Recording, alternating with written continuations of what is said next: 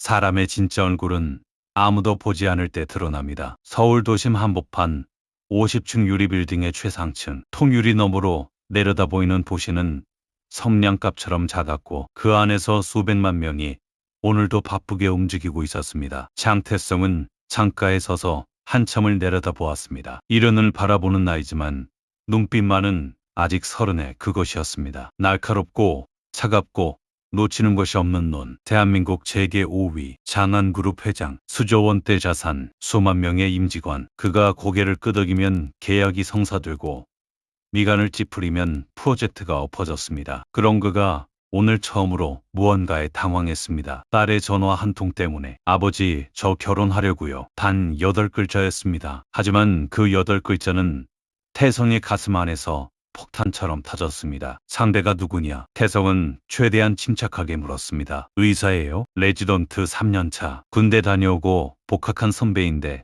정말 좋은 사람이에요. 가문은 평범한 집안이에요. 재산은 레지던트인데 무슨 재산이? 배경은? 아버지, 왜 그런 걸 따져요? 저는 그 사람이 좋아요. 전화가 끊겼습니다. 태성은 천천히 창가를 등지고 소파에 앉았습니다. 딸 장서현. 그가 세상에서 가장 사랑하는 사람. 아내를 일찍 잃고 아버지의 든든한 동반자이자 장한그룹의 미래를 이어받을 유일한 후계자. 그런 서현이 경영을 거부했습니다. MBA도 해외 연수도 모두 뿌리치고 의대를 선택했습니다. 태성은 처음엔 의대 진학을 반대했습니다. 하지만 서현의 고집은 자기 자신에게서 물려받은 것이었습니다. 결국 그는 딸의 고집에 후계 수업을 포기했습니다. 그리고 지금 딸이 결혼을 하겠다고 합니다. 이름도 배경도 가문도 없는 레지던트에게 태성은 비서를 불렀습니다. S대학교 병원 레지던트 김도윤 신원조회. 이틀 뒤 보고서가 올라왔습니다. 충청도 성주 출신, 부모는 작은 식당을 운영, 특기사항 없음, 성적 우수, 환자 불만 제로, 동료 평가 최상위. 태성은 보고서를 덮으며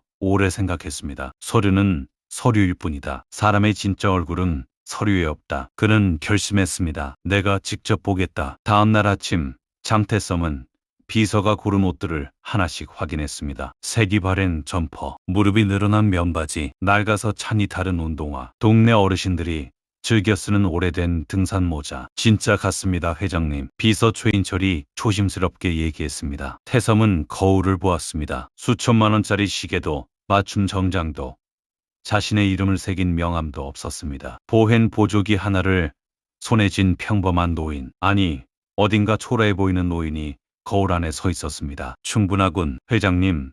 정말 혼자 가시렵니까? 경호원이라도. 그러면 시험이 아니지. 비서가 조심스럽게 물었습니다. 신분증은 실명으로 가시는 거죠?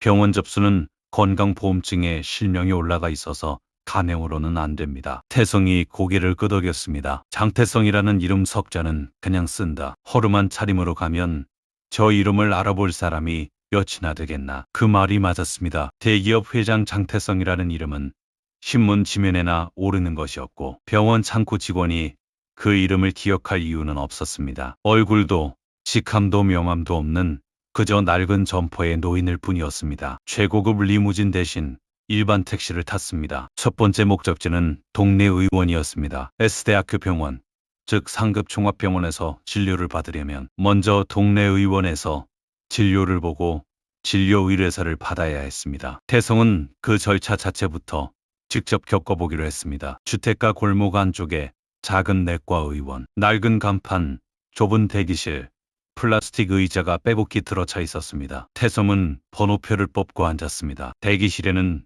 혼자 온 노인들이 여럿 있었습니다. 파킨슨이 있는지 손이 떨리는 어르신, 보청기를 낀 채 간호사의 말을 못 알아듣는 할머니, 영수증과 처방전을 들고 무엇을 해야 할지 몰라 멍하니 앉아있는 할아버지. 안내하는 사람은 없었습니다. 이름이 불렸습니다. 진료실 안에는 40대 중반의 원장 의사가 앉아 있었습니다. 어디가 불편하세요? 요즘 가슴이 좀 답답하고 어지러운 게 한두 달 됐습니다. 혈압이요? 좀 있습니다. 원장은 혈압을 재더니 차트에 뭔가를 적었습니다. 큰 병원 가서 정밀검사 받아보세요. 어디로 가야 합니까? 대학병원이요. S대 병원이나 K대병원 아무데나 가세요. 거기 바로 가면 되나요? 원장이 그제서야 고개를 들었습니다. 진료 의뢰서 드릴게요. 그거 가지고 가셔야 해요. 없으면 비용이 몇 배로 나와요. 그는 프린터에서 나온 종이 한 장을 툭 내밀었습니다. 이게 전부입니까? 네.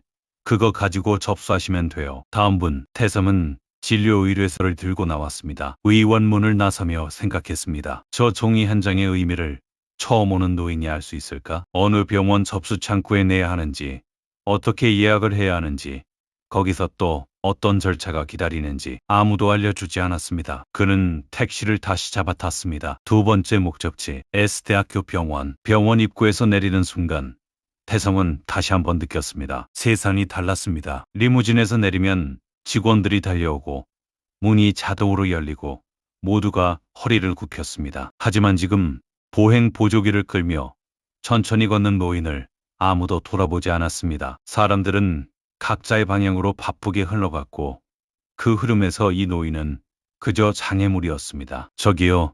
얼른 빨리빨리 들어오세요. 빨리요. 경비원이 무심하게 손짓했습니다. 접수 창구는 혼잡했습니다. 번호표를 뽑고 기다리는 노인들, 서류를 들고 이리저리 헤매는 보호자들, 빠르게 지나치는 의사들과 간호사들. 태성은 창구 앞에 섰습니다. 저기 동네 의원에서 진료 의뢰서를 받아왔는데요. 창구 직원이 모니터에서 눈을 떼지 않은 채 말했습니다. 의뢰서 주세요. 신분증도요. 태성은 두 장을 내밀었습니다. 신분증에는 장태성이라는 이름이 적혀 있었습니다. 하지만 창구 직원은 이름 따위에 눈길을 주지 않았습니다. 그저 보험증 번호를 확인하고 진료과를 입력하고 번호표를 뽑아줄 뿐이었습니다. 낡은 점퍼를 입은 노인은 어디서나 그냥 노인이었습니다. 내과 진료 보시면 되는데 오늘 예약이 없으시면 많이 기다리실 수 있어요. 얼마나요? 한 2시간요? 번호표 뽑고 기다리시면 됩니다. 창구 직원은 이미 다음 사람을 보고 있었습니다. 대기실에 앉아 기다리는 동안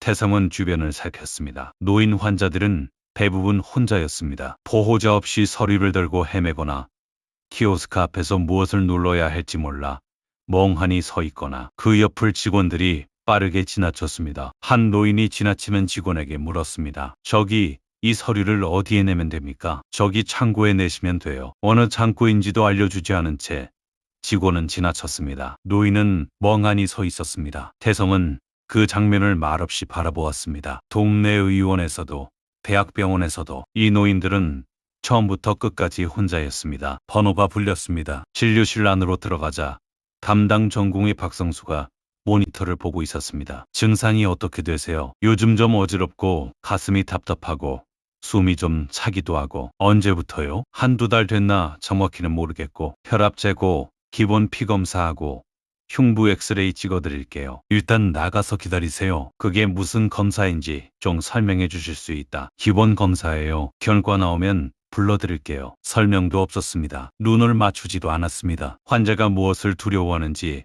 무엇이 궁금한지 묻지도 않았습니다. 태성은 다시 대기실로 나와 조용히 앉았습니다. 그때였습니다. 어르신, 괜찮으세요? 낮고 차분한 목소리였습니다. 태성이 고개를 들었습니다. 흰 가운을 입은 젊은 의사가 그 앞에 서 있었습니다. 아니, 서 있는 게 아니었습니다. 그는 무릎을 꿇고 있었습니다. 의자에 앉은 노인과 눈높이를 맞추기 위해 이름표에는 외과 레지던트 3년차 김도윤이라고 되어 있었습니다. 태성의 심장이 한번 멈췄습니다. 바로 그 이름이었습니다. 어디가 불편하세요? 저는 내과 쪽으로 접수했는데요. 기다리는 중입니다. 네, 그러시군요. 혼자 오셨어요? 예. 혹시 도움 필요하신 거 있으세요? 사실 좀 무섭습니다. 병원이 오랜만이라. 도윤이 살짝 미소 지었습니다. 처음엔 다 무섭죠. 저도 처음 병원에 입원했을 때 엄청 무서웠어요. 그 말이 이상하게도 위로가 됐습니다. 도윤은 바쁘게 호출되던 중이었습니다. 호출기가 2번이나 울렸습니다. 그러나 그는 자리를 뜨지 않았습니다. 천천히 말씀하셔도 됩니다. 증상이 어떠세요? 태삼은 천천히 일부러 두서없이 말했습니다. 어지럼증, 가슴 답답함, 잠을 못 자는 것, 밥맛이 없는 것, 다리가 무거운 것. 다른 의사였다면 중간에 끊었을 것입니다. 하지만 도윤은 끝까지 들었습니다. 그리고 조용히 정리했습니다. 제가 정리해 볼게요. 어지럼증이 있고 가슴이 답답하고 수면이 불규칙하고 식욕저하도 있고 다리가 무겁다고 하셨죠. 최근에 많이 피로하셨거나 스트레스 받으신 일이 있으셨어요? 딸이 결혼한다고 해서요. 도윤이 작게 웃었습니다. 아, 그러셨구나. 걱정되시겠어요. 자식 일이 제일 힘들죠. 그는 노인의 손을 살며시 잡았습니다. 지금은 검사보다 안심이 먼저예요. 제가 보호자처럼 같이 있어 드릴게요. 태성은 그 순간 눈물이 날 것 같았습니다. 장태성이 수십 년간 눈물 한 번 흘리지 않았던 그는 꼭 참으며 생각했습니다. 이 남자가 내 딸을 좋아한다고 했지. 도윤은 태성을 데리고 내과 담당 의사에게 직접 설명해 주었습니다. 제가 잠깐 같이 얘기 드려도 될까요? 어르신이 처음 오셔서 좀 무서워하시거든요. 그는 노인 옆에 서서 검사 내용을 하나하나 설명했습니다. 혈액 검사는 피를 조금 뽑아서 빈혈이나 심장 수치를 보는 거예요. 아프긴 한데 금방 끝나요. 엑스레이는 가슴 안에 이상이 있는지 사진 찍는 거고요. 전혀 아프지 않아요. 근데 선생님은 왜 저한테 이렇게 잘해주시나요? 외과 선생님이 아니신가요? 도윤이 웃으며 답했습니다. 병원에서 과가 따로 있어도 사람이 불안해하면 도와야죠. 외과라고 내과 환자를 모른 척하면 그게 의사겠어요? 그는 명함 대신 손으로 쓴 메모를 건넸습니다. 뭔가 모르는 거 있으면 문자 주세요. 무서워하지 않으셔도 돼요. 태삼은 그 작은 쪽지를 받아들고 오래 바라보았습니다. 수조 원짜리 계약서에 사인을 수백 번 했습니다. 하지만 이 손으로 쓴 전화번호가 오늘 가장 묵직하게 느껴졌습니다. 검사를 마치고 결과를 기다리던 오후였습니다. 병원 복도가 갑자기 술렁이었습니다. VIP 입원 환자 내원 예정. 외과 레지던트 김도윤 선생님, 빨리 와주세요. 도윤의 호출기가 연달아 울렸습니다. 그는 이미 복도 끝에서 빠르게 걸어오고 있었습니다. 그런데 그 발걸음이 태성 앞에서 멈췄습니다. 대기실 구석에 노인이 홀로 앉아 있었습니다. 결과지를 손에 쥔 채 무엇을 봐야 하는지 몰라 멍하니 앉아있는 것이 보였습니다. 결과 나오셨어요? 제가 같이 봐드릴까요? 그때 간호사가 달려왔습니다. 선생님, 빨리요. VIP 분이 오십니다. 교수님도 계시고 병원장님도 계세요. 도윤은 잠시 고민했습니다. 1초도 되지 않는 순간 이 어르신 결과 설명 먼저 드리고 갈게요. 선생님, 지금 VIP가 오는데 저 먼저 왔잖아요. 사람이 먼저입니다. VIP든 아니든. 간호사가 당황한 표정으로 물러났습니다. 도윤은 태성 옆에 앉아 결과지를 펼쳤습니다. 어르신, 큰 이상은 없으세요? 혈압이 살짝 높은데 이건 걱정하시는 거 반영된 것 같아요. 심장이나 폐도 괜찮아요. 일단 안심하셔도 됩니다. 정말요? 네. 그리고 스트레스 많이 받으시면 이런 증상이 올 수 있어요. 좀 쉬세요. 선생님은 아까 그 VIP 환자 때문에 혼나지 않겠어요? 도윤이 잠시 멈추다 웃었습니다. 혼날 수도 있죠. 근데 이게 맞는 거니까요. 태섬은 그 대답을 들으며 숨을 길게 내쉬었습니다. 혼날 수도 있다는 걸 알면서도 했다. 그게 맞는 거니까. 그 말이 태손이 가슴에 오래 머물렀습니다. 도윤이 결과 설명을 끝내고 막 자리를 뜨려 할 때였습니다. 병원 복도에서 목소리가 들렸습니다. 야, 김도윤, 지금 뭐 하는 거야? 외과 부장 임석훈이었습니다. 40대 중반, 병원에서 실세로 통하는 인물이었습니다. 그가 성큼성큼 걸어왔습니다. VIP 호출이 왜 안 왔어? 내가 보내라고 했잖아. 죄송합니다, 선생님. 대기 중인 환자분께 설명드리고 있었습니다. 저 어르신 담당도 아니잖아. 도움이 필요하셔서요. 임석훈이 비웃었습니다. 하여튼 레지던트들이 쓸데없는데 시간 낭비하더라고. 저 어르신이 우리 병원에 얼마나 기여하는 사람인지 알아? VIP는 연간 수억 원이야. 수억 원. 저 어르신은? 태성은 조용히 앉아 그 말을 들었습니다. 임석훈은 태성 쪽을 힐끗 보더니 말했습니다. 어르신 죄송한데요. 이 선생님은 지금 바쁩니다. 담당 선생님한테 가세요. 그리고 도윤에게 말했습니다. 김 선생, 빨리 와. 저 어르신이 중요해. 우리 병원이 중요해? 도윤이 짧게 답했습니다. 두 가지 다 중요합니다. 그리고 지금 이 어르신 먼저입니다. 임석훈의 얼굴이 굳었습니다. 나중에 봐, 김도윤. 그는 돌아서서 봤습니다. 태섬은 그 뒷모습을 오래 바라보았습니다. 저런 사람이 병원 실세라. 저런 논리로 의사를 평가하고 환자를 가르는 병원이라. 그날 저녁 진료비 수납 창구 앞이었습니다. 저기 오늘 검사비가 생각보다 많이 나온 것 같은데요. 심전도를 찍는다는 얘기를 못 들었는데 청구가 됐다고 해서요. 그 소리를 듣고 지나치던 도윤이 멈췄습니다. 어르신, 차트 확인해도 될까요? 차트를 보니 담당 전공의 박성수가 설명 없이 심전도를 추가한 것이었습니다. 도윤의 표정이 굳었습니다. 어르신, 확인해보니 심전도는 담당 선생님이 추가하신 건데 사전에 설명이 없었던 것 같아요. 저희가 절차상 미흡했습니다. 그러니까 내 실수가 아닌 거요? 네, 환자분께 설명하고 공유를 받은 후에 검사를 진행해야 했는데 그 과정이 빠진 것 같아요. 제가 옆에 있으면서 미리 확인해드렸어야 했는데 제 설명이 부족했습니다. 죄송합니다. 환불 가능 여부를 지금 바로 확인해 드릴게요. 이것은 도윤의 책임이 아니었습니다. 담당 의사 박상수의 실수였고 도윤은 외과 소속이었습니다. 하지만 그는 직접 원무팀장에게 전화해서 30분을 함께 해결했습니다. 결국 심전도 검사비 일부가 조정되었습니다. 일부 조정되셨어요. 나머지 금액에 대해서는 정식으로 민원 접수하시면 재검토 받으실 수 있어요. 제가 메모 드릴게요. 태성은 그 메모를 받으며 오랫동안 침묵했습니다. 자기 잘못도 아닌데 책임질 이유도 없는데 귀찮으면 그냥 지나쳐도 되는데 이 남자는 끝까지 함께 있었습니다. 태성은 눈을 감았습니다. 딸이 이 남자를 선택한 이유를 이제 알 것 같았습니다. 사흘 뒤 S대학교 병원 이사회실 오전 10시에 병원장 정기현,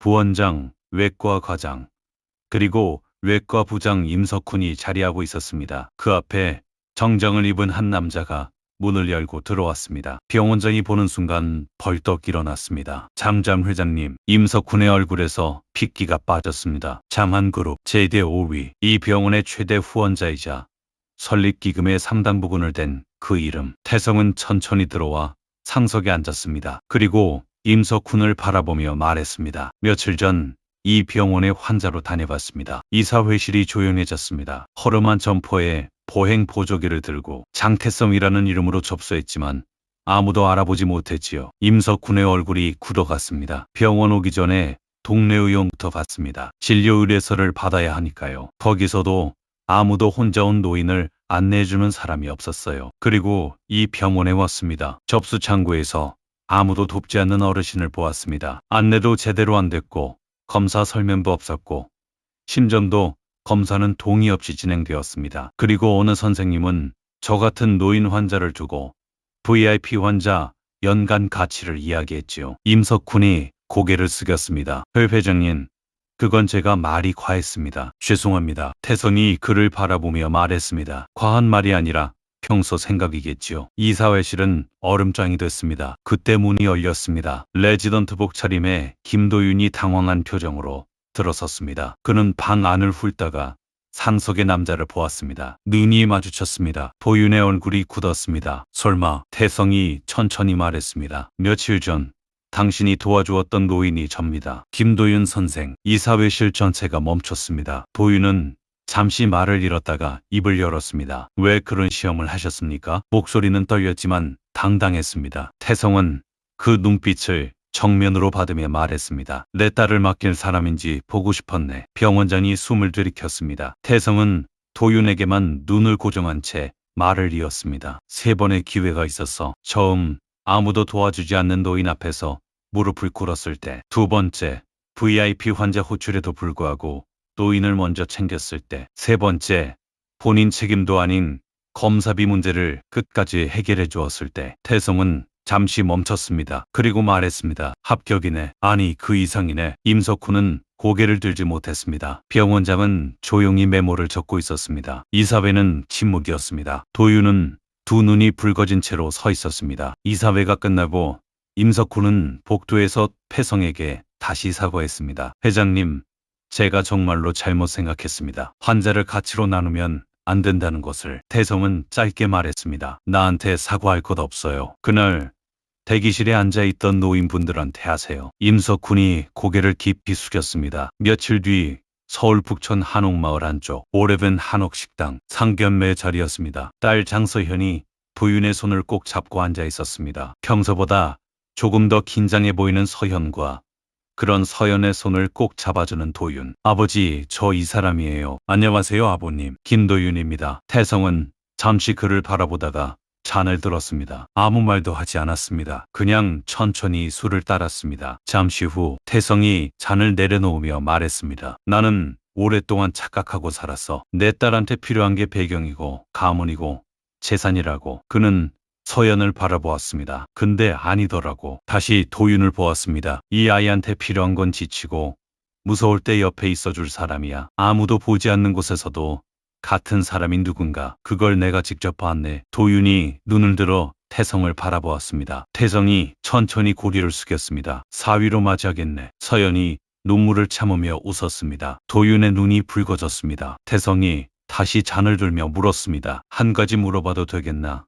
그날 병원에서 자네가 VIP 환자 먼저 가지 않은 이유가 뭔가 혼날 수도 있는 걸 알면서 도윤은 잠시 생각하다 말했습니다. 저는 의대에 들어왔을 때 한 가지만 기억하자고 마음먹었어요. 내 앞에 있는 사람이 나를 가장 필요로 하는 사람이라고. 그날 제 앞엔 어르신이 계셨어요. 그게 전부였습니다. 태성은 오래 침묵했습니다. 그리고 조용히 말했습니다. 좋은 의사군. 상견례가 끝날 무렵 태성은 비서를 불러 서류 봉투를 가져오겠습니다. 이게 뭐예요, 아버지? 서현이 의아하게 물었습니다. 태성은 도윤 앞에 봉투를 내밀었습니다. 결혼 선물이야. 자네한테 주는 게 아니라 자네가 일할 곳을 만드는 거야. 도윤이 봉투를 열었습니다. 손이 떨렸습니다. 서울 외곽 신도시 부지에 건립 예정인 종합병원 설립 계획서였습니다. 최신식 수술 로봇 다빈치 시스템부터 MRI, 양성자 치료기, 3D 프린팅 수술, 보조 시스템까지 국내에 없는 첨단 의료기기로 채워질 병원. 그 병원의 외과 수석 자리가 비어 있었습니다. 이게 저한테. 도윤의 목소리가 제대로 나오지 않았습니다. 태성이 말했습니다. 나는 평생 돈으로 사람을 판단했네. 배경으로 사람을 골랐어. 근데 며칠 전 낡은 보행 보조기를 끌며 앉아있던 노인 하나를 위해 무릎을 꿇고 VIP를 제치고 자기 책임도 아닌 일을 끝까지 처리하는 사람을 봤어. 그런 사람한테는 제대로 된 무대를 줘야 하는 거야. 서현이 눈물을 흘렸습니다. 도윤은 봉투를 천천히 내려놓으며 말했습니다. 감사합니다. 근데 저는 이 병원을 저를 위해 쓰지 않겠습니다. 이 병원이 생긴다면 아버님이 그날 보셨던 그 풍경이 달라야 합니다. 동네 의원 문을 나설 때부터 대학병원, 수납창구를 나설 때까지 혼자 온 노인이 한 번도 길을 잃지 않는 병원, 노인 환자 전담 코디네이터, 검사 전 설명 필수 등의 절차, 보호자 없이 혼자 오신 분, 전담 케어 시스템. 이 병원이 그런 병원이 되면 좋겠습니다. 저 때문이 아니라 그날 그 대기실의 어르신들을 위해서요. 태성은 한참을 말이 없었습니다. 그리고 낮게 웃었습니다. 그래서 내 딸이 자네를 좋아하는군. 그로부터 1년 뒤 경기도 신도시 한복판에 장안병원이 문을 열었습니다. 개원 첫날 병원 로비에는 커다란 현수막이 하나 걸려 있었습니다. 당신이 혼자 오셨더라도 여기서는 혼자가 아닙니다. 입구에는 안내 도우미가 있었습니다. 처음 오는 분, 혼자 오신 어르신을 위해 처음부터 끝까지 함께 걷는 사람들이었습니다. 검사 전에는 반드시 상담사가 절차를 설명했습니다. 진료 의뢰서부터 수납까지 노인 혼자서도 길을 잃지 않도록. 외과 수석의 이름표에는 김도윤이 적혀 있었습니다. 그날 한 노인 환자가 수술을 마치고 회복실에서 깨어났습니다. 옆에 도윤이 있었습니다. 괜찮으세요? 노인이 흐릿한 눈으로 바라보며 말했습니다. 선생님이 계속 옆에 있어줬어요. 도윤이 웃었습니다. 제 앞에 계신 분이 저를 가장 필요로 하는 분이니까요. 노인이 눈물을 흘렸습니다. 복도 끝에서 그 장면을 보던 한 남자가 있었습니다. 장태성이었습니다. 그는 딸이 선택한 남자를 바라보며 조용히 생각했습니다. 내가 평생 찾던 게 이거였지. 회사를 물려줄 사람이 아니라 내 딸 옆에 끝까지 있어줄 사람. 그리고 그는 조용히 돌아섰습니다. 사람의 진짜 가치는 아무도 보지 않는 곳에서 드러납니다. 직함이 사람을 증명하지 않습니다. 재산이 사람을 증명하지 않습니다. 배경이 사람을 증명하지 않습니다. 위기의 순간에 어떤 선택을 하느냐, 아무도 보지 않을 때 어떻게 행동하느냐, 귀찮은 일을, 자기 책임도 아닌 일을 끝까지 하느냐, 그것이 그 사람의 진짜 얼굴입니다. 오늘 이야기가 마음에 남으셨다면 구독과 좋아요 그리고 댓글 한 줄 남겨주세요. 다음 이야기에서도 사람의 진짜 가치를 전해드리겠습니다.